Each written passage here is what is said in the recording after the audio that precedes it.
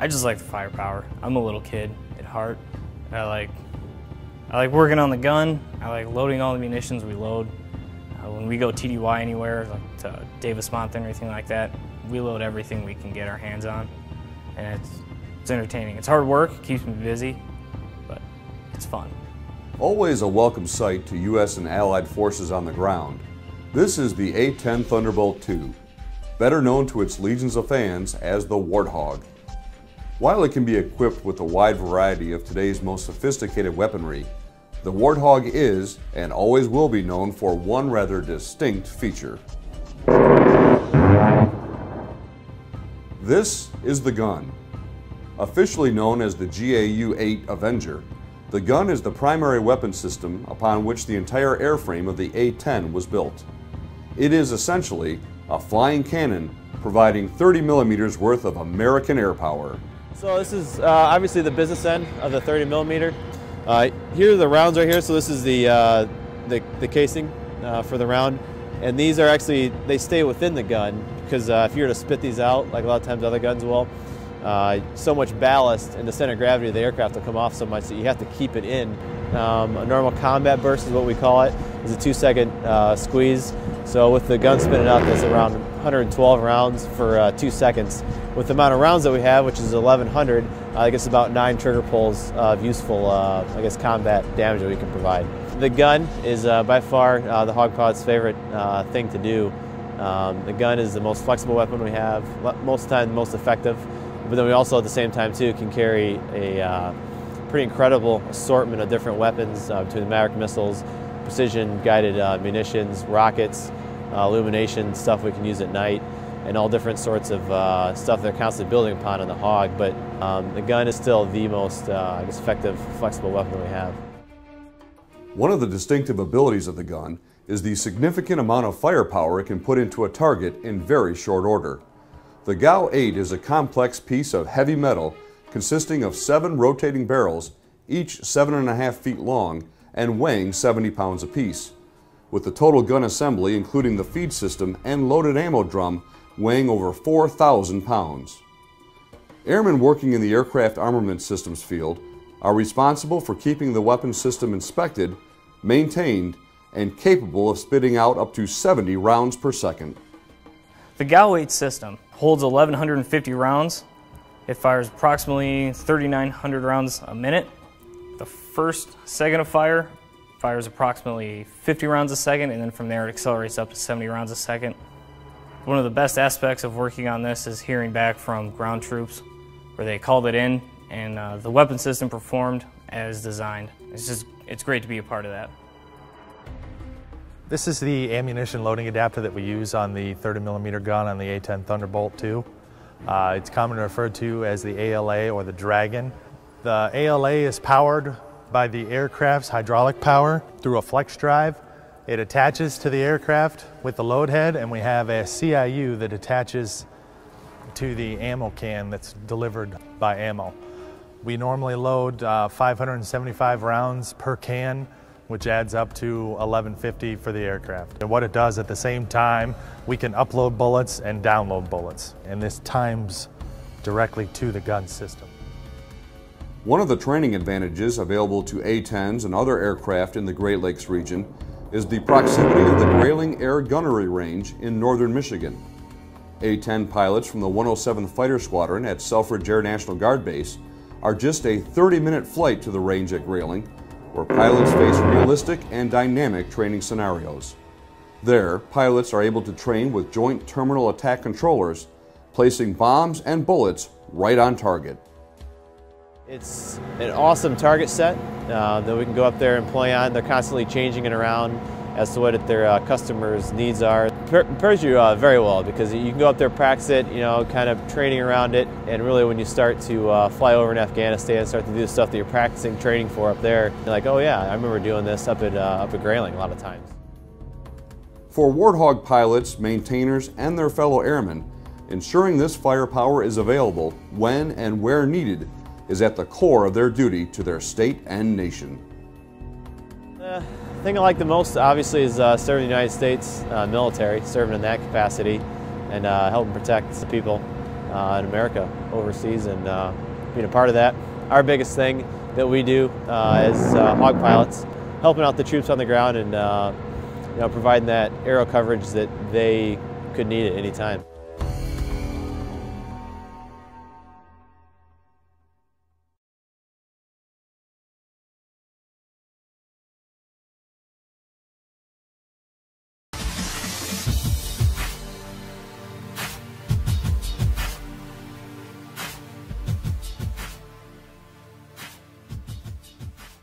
I'm Dr. Thomas McKenna. I'm a program officer at the Office of Naval Research. So there's substantial losses incurred when you have a major fire, when you can't suppress it at an early stage. SAFER is the shipboard autonomous firefighting robot.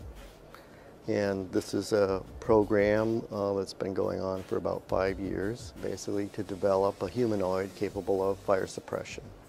My name is John Farley. I work at the Naval Research Laboratory, and I'm the director of the Shadwell, which is the Navy's fire test ship. If we have a shipboard fire, we have to be able to quickly get it under control and then regain the ship's ability to maintain its fighting mission. You know, we have not only the ship, but we have ordnance on board, and we have a lot of flammable systems on board. Sometimes it's hard to keep the sailors up to the latest as far as training is concerned. Or sometimes they could create an environment and make it worse. Now the robot could be trained and constantly updated to make sure that the conditions are not as bad as what a human could make it. Well, our objectives for the demo on the Shadwell were to show that the robot could walk over what was a very uneven floor, that it could orient itself to the fire, that it could autonomously handle the hose, operate the hose, aim the hose, and suppress the fire, which it succeeded in. I'm Brian Latimer. I'm an associate professor at Virginia Tech in the Department of Mechanical Engineering. I think robots are well suited to be sent into those environments, and bipedal humanoid robots are particularly good for those applications because even in the tight, confined conditions that you might have inside of structures, these types of robots can be designed to maneuver in those conditions. SAFER is an electromechanical robot, so it's driven by batteries and all the motors are electrical. So we put a rain gear type suit on the robot just to protect it from those types of basic steam, particulate, and water drop hazards. So we have visible cameras on board the robot. We have something called a LiDAR, which is a rotating laser that gives the location of the points in the field of the view of the robot. And then lastly, we have stereoscopic thermal imaging cameras that the robot uses to detect and locate the position of a fire so they can suppress it. We combined the notion of smart sensors in the spaces, microflyers that can fly even in smoke, go through those extremely narrow doors, that it could locate fires and operate in those hallways even in dense fire smoke. And it succeeded all those tasks. So today was the first time we came on board an actual Navy ship. We were able to do a lot of things today that we hadn't done previously, and we have a lot of hope for new advancements in the future. We have some fundamental issues in robotic mobility that we still have to address, as well as working out the human system integration issues. And we'll continue to advance the capability with better and better demonstrations. At the current time, the robot is teleoperated, so you have operators standing off with the computer console. Where we intend to go is to have a combination of natural language and gesture control. The robot has gone through amazing transition within 4 years. And I think it's a worthy investment for a long-term project. But it's going to take a lot of time, a lot of dedication. And we're working towards human-robot teams, what we call the hybrid force. Humans and robots working together.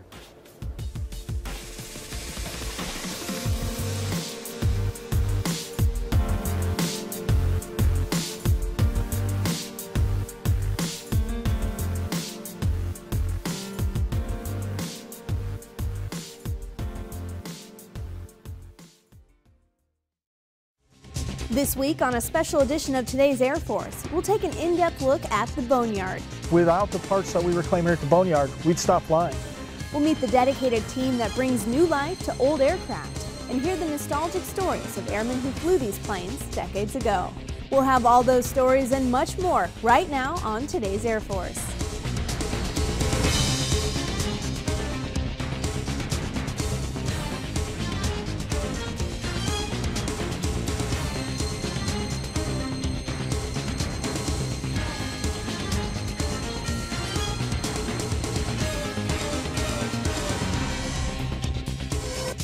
Hello and welcome to a special edition of Today's Air Force. I'm your host, Staff Sergeant Shannon Ofiara.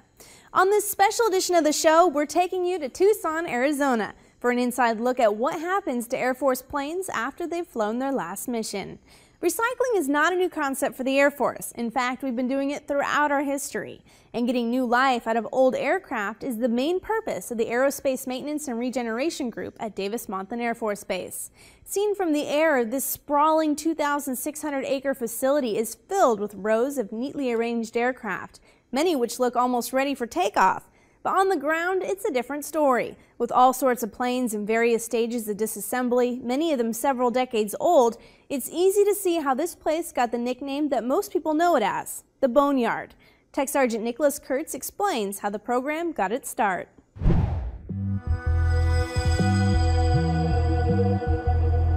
There are more than 4,000 aircraft parked here at the Boneyard. Taken together, these planes would make up the second largest air force in the entire world. But most of these planes will never fly again. They're here to serve a different purpose.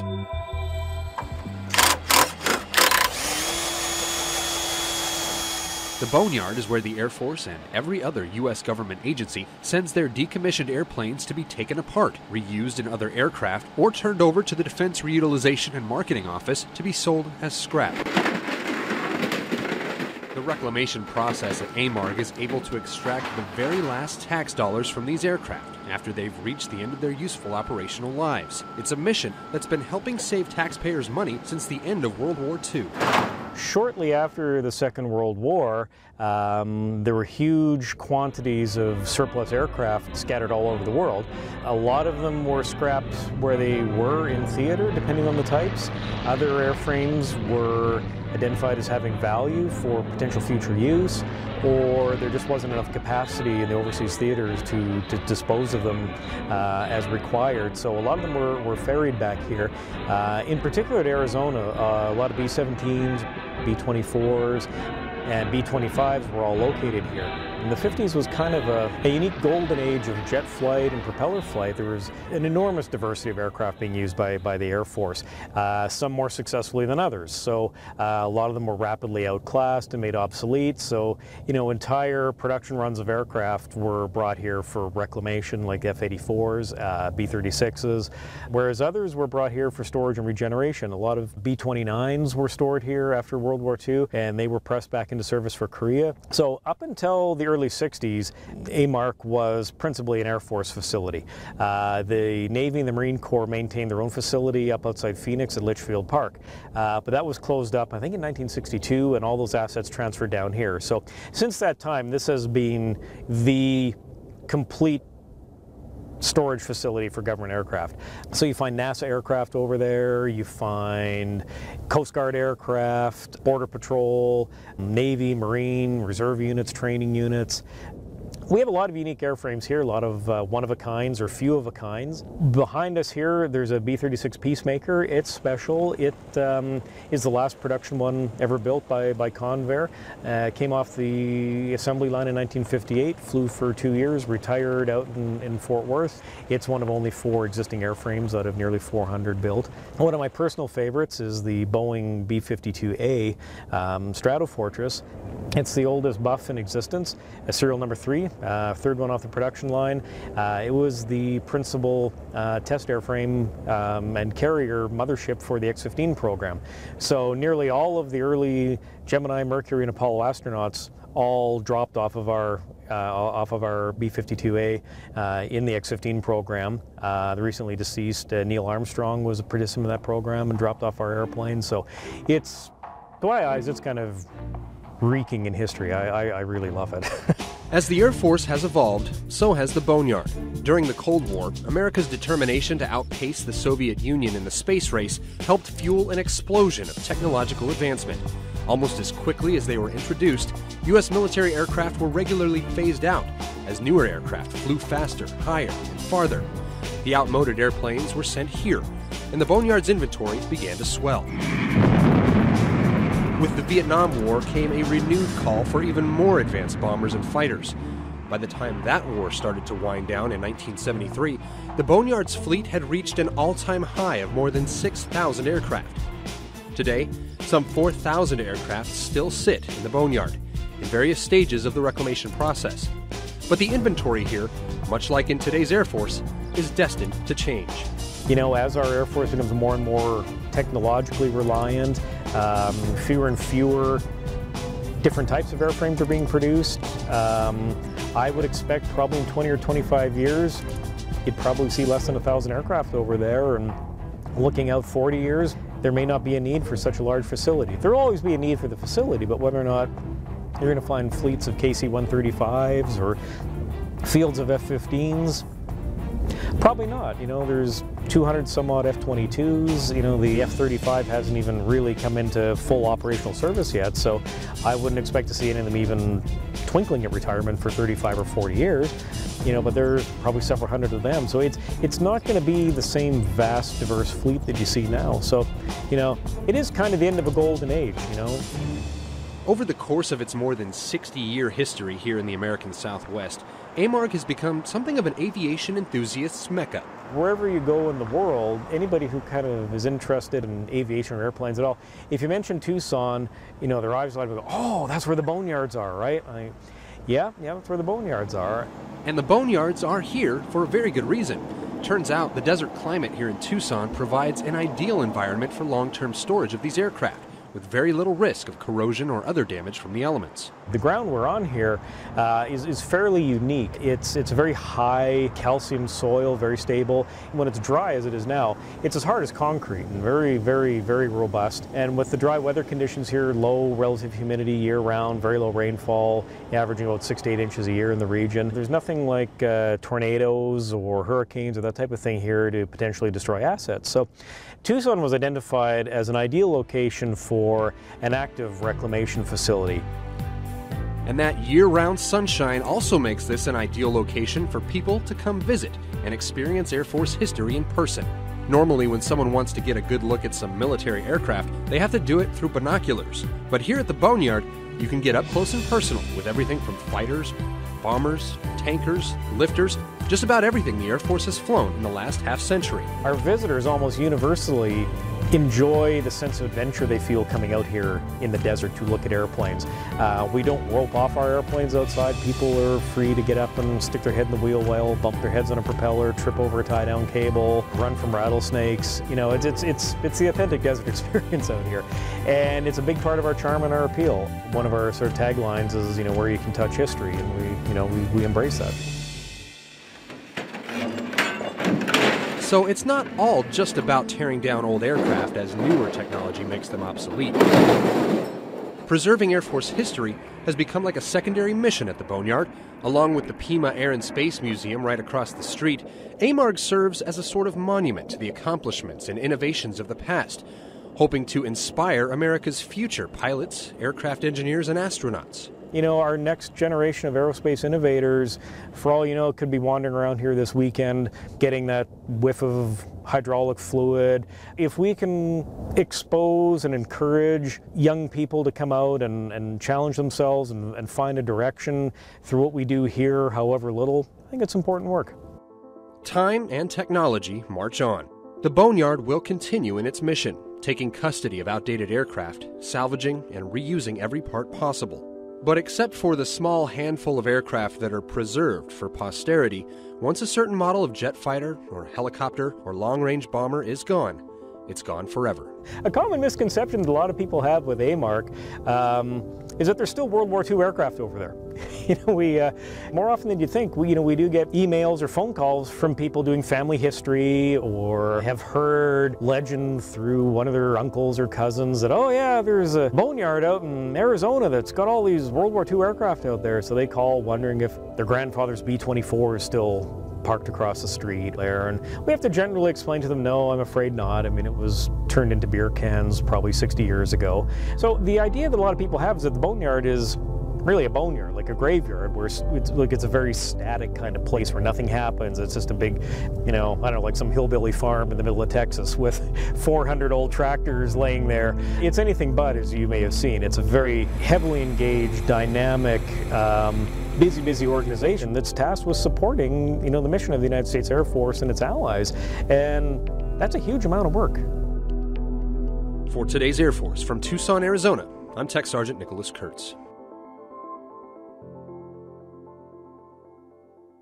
Every year, the AMARC team reclaims hundreds of millions of dollars worth of parts to support global warfighting operations. The Boneyard is one of the most cost-effective programs in the entire federal government. For every $1 spent on performing the mission at AMARC, the combination of parts reclaimed and aircraft decommissioned results in nearly $11 being returned to the Treasury, an annual return on taxpayer investment of more than $1 billion. Coming up, a look at the process aircraft go through once retired, when today's Air Force returns. I don't know what it's like. I don't know what it's like to be in a war. I don't know what it's like. I don't know what it's like to be shot at. To be put in harm's way. Put my life on the line. I don't know what it's like.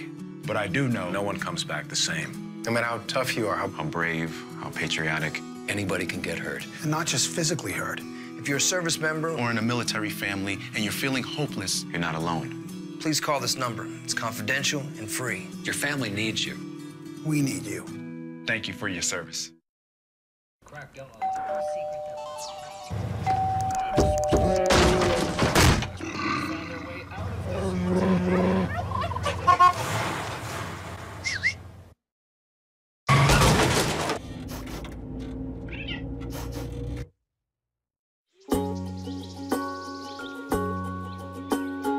Getting closer to nature can get you closer to your family. Go to discovertheforest.org.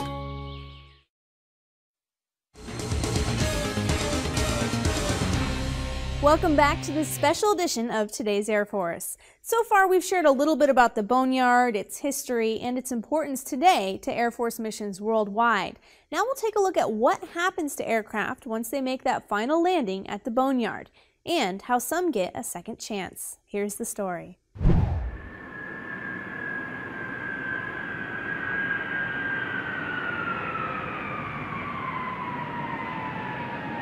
We're bringing this airplane here. It's its last flight. It's being retired from service in the Air Force to the Boneyard. It's flown over 20,000 hours, delivered cargo all over the world.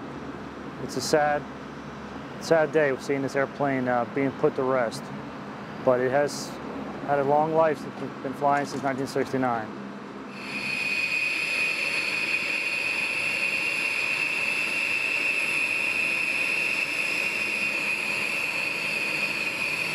What we came here to do is deliver this two-ship of B-1s to the AMARC. We're sad to see them go. They've been great workhorses, but it's time to put them to sleep. And so we flew in here from Dyess Air Force Base, the 9th Bomb Squadron. We're sad to see her go. She's been a great asset and really good at helping us defend our nation.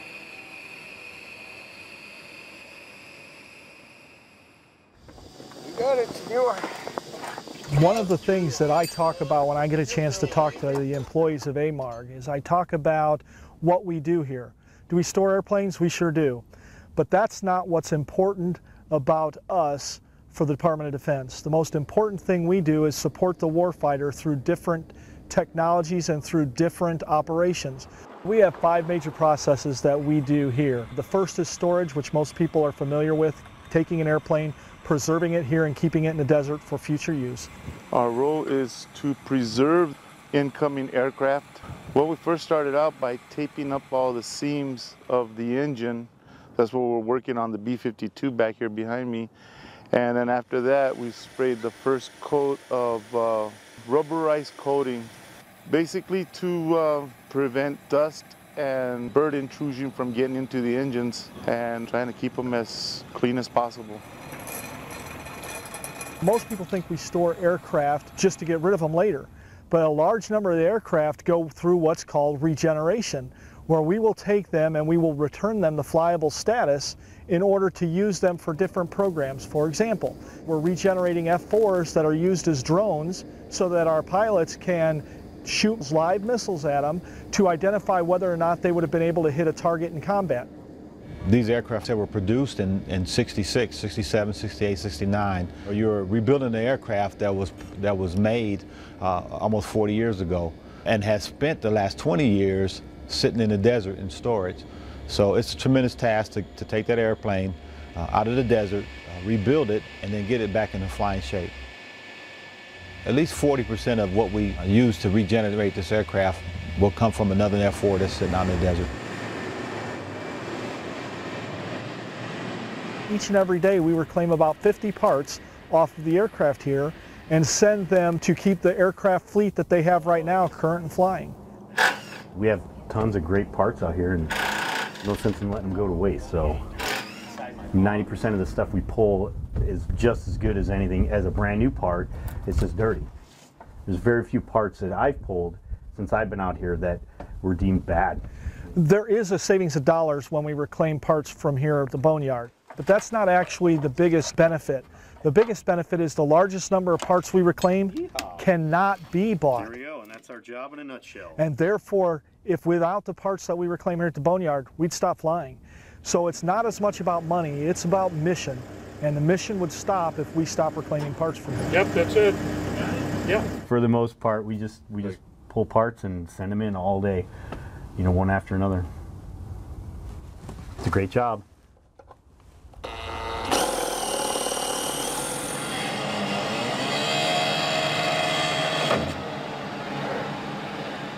So a lot of different things occur here all the time. We also do a little bit of disposal, taking aircraft that nobody has a need for anymore within the entire federal government and actually getting rid of them, cutting them up into tiny pieces and getting rid of them.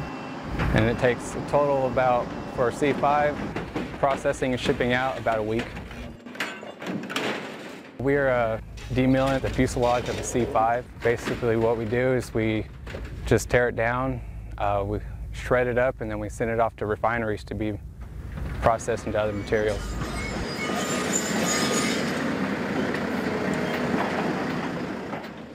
I can see we're driving down the road and some of the aircraft and missing wings and missing the canopy. They think, yeah, it's a junkyard or the boneyard. Yeah, but they don't realize that missing wing might be flying in another aircraft. That missing cockpit window could be in another aircraft. Some of us retired military think that that's it, we don't do nothing else, but no, we continue with our mission, helping out the younger soldiers one way or another, accomplish their mission. And now let's take a look at some unique imagery from the boneyard.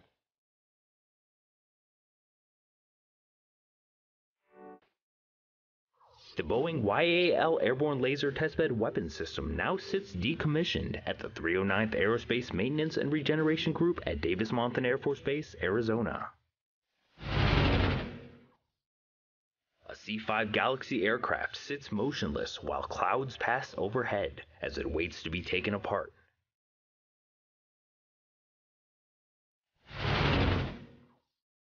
Rows of F-15 Eagles and F-16 Fighting Falcons are stored and preserved. This allows them to be recalled into active service within 72 hours if needed. The F-4 Phantom II, which served as the principal air superiority fighter for the Air Force for over 20 years, has been a resident of the Boneyard since 1996. And that's Photos from the Boneyard. I'm Staff Sergeant Michael Brady. Coming up, we'll meet airmen who flew these aircraft and their special connection with the boneyard when today's Air Force returns.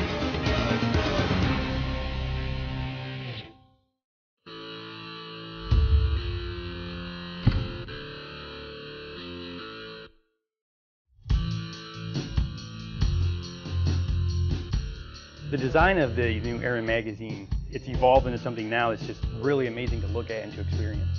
This new generation that is coming in, they're very plugged into new technology and they're used to getting their news on their phone or on their tablets, and I think it's going to be perfect for those people out there who want that. It comes to life. Your multimedias, your audio, your video, and you can bring these things to people, which we couldn't do with the magazine in the past. To me, it's very user-friendly. Having it on your tablet, you can take it wherever you want to go. Perfect for the person who's traveling all over the place, but still wants to stay up to date on what's going on in their service. It's an amazing new addition to the Air Force.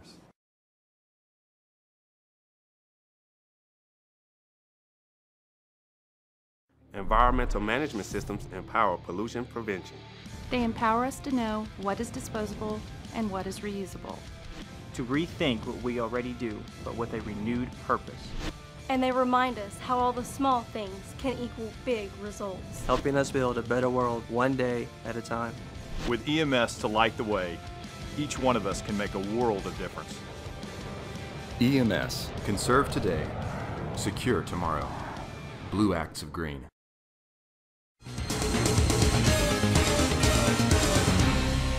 Welcome back to today's Air Force. As we've been learning, the Aerospace Maintenance and Regeneration Group has an important mission to not only store and preserve aircraft, but also aircraft regeneration, maintenance, and parts reclamation. But the lifeblood of the Boneyard is the dedicated team charged with accomplishing this mission. So let's head to their office. My name is Larry G.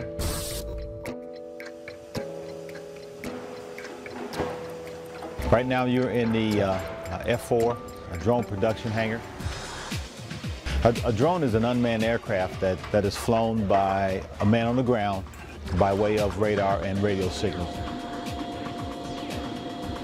We produced our F4C models and F4E models to become full-scale aerial targets. We tear them apart, then we put them back together, we make them flyable. We take 2 flights to produce it, and then we send it to Mojave, where it receives a drone package and becomes a full-scale target. It's a tremendous task, but we have had several aircraft come through here where members are working on them used to crew them. My aircraft actually came through here. I actually missed aircraft tail number 1197. I crewed it while I was at Clark Air Base.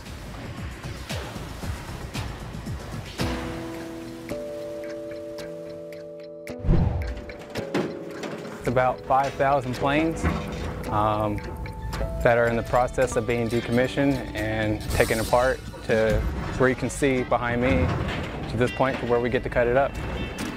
We're demilling the fuselage of a C-5. Basically what we do is we just tear it down, shred it up, and then we send it off to refineries to be processed into other materials.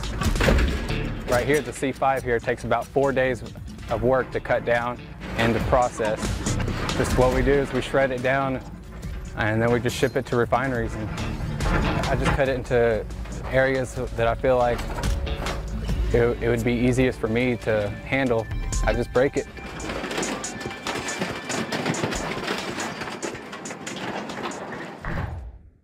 Throughout this special edition of today's Air Force, we've